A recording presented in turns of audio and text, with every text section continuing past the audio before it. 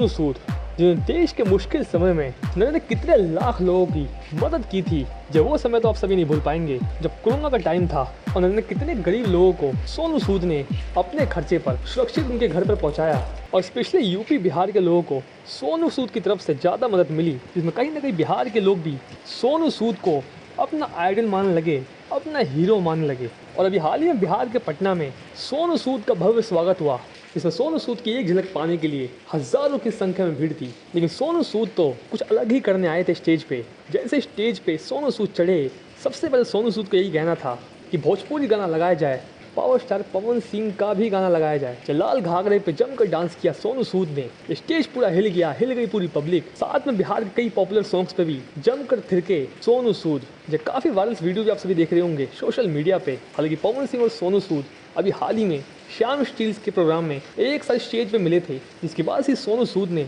पवन सिंह को कमाल का एक्टर और सिंगर बताया था कि बिहार के one of the popular singer और एक्टर है पवन सिंह। ये सोनू सूद ने पवन सिंह के लिए बातें कही थी। वैसे पवन सिंह के गाने पर सोनू सूद का डांस आप सभी को कैसा लगा, कमेंट